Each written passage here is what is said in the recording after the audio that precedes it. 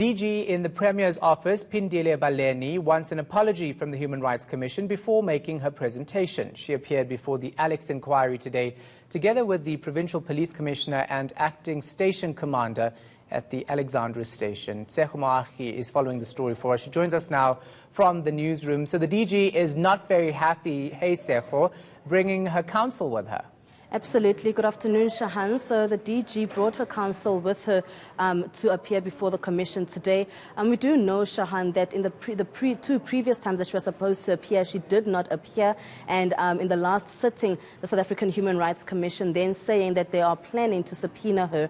And of course, this is then what made her and her counsel so upset. We do know that the counsel then requested, and saying that this is what the DG is requesting, an apology from the Human Rights Council to ensure that they can just carry on then with this process. They are saying that the comments made by the Human Rights Commission was actually defamatory when it comes to what the DG had to say, and also what they said about her not appearing before the Commission.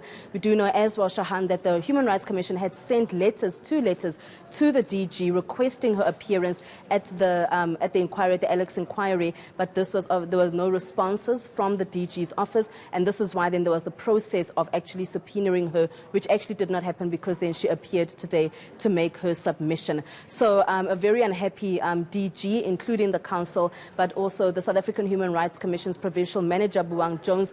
He stood firm and said that he will not apologize for the statements that were made because they did request that there be a communication between the DG's office and also the South African Human Rights Commission, and they never quite received that from the DG's office, where there was no response and no response from them about whether she will be appearing and why she will not be appearing. She did not appear in the previous sitting, Shahan, because there was a bereavement in her family, but the Human Rights Commission saying that they did not receive a letter stipulating that this was the reason why she did not appear. So Buang Jones saying that it is quite unfortunate that this Chapter 9 institution is being requested to actually apologize, and that it seems as though their process into this Alex inquiry is also being infringed, and people are now trying to not implicate themselves, but people are trying to enforce their suggestions into what should actually be happening with this inquiry.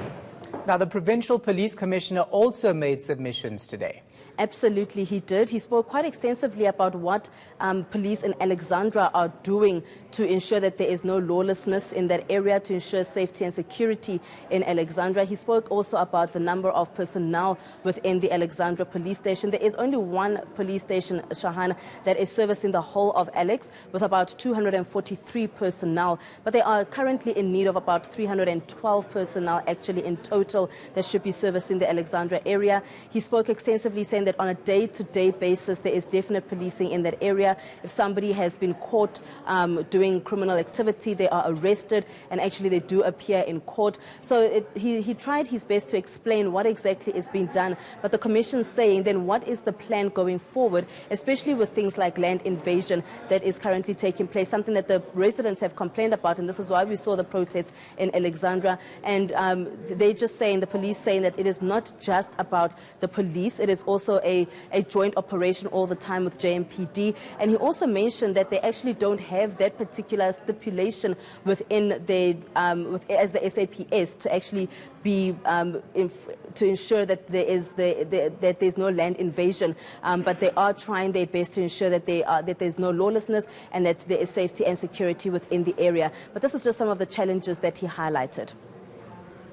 This rapid settlement which is happening in Alexandra, it also goes with a lot of informal businesses. And those informal businesses established by the locals or the people who are staying there, it attracts criminals because they know that they have to target them, rob them and get money out of those people. Some of those informal businesses are owned by foreign nationals who don't like using our banking system. We've been encouraging them to do so, but it looks like they're not interested. And criminals, they do know that these people, they keep money in their businesses and they target them. All right, we're going to leave that right there. Our reporter, Tseho Moahi.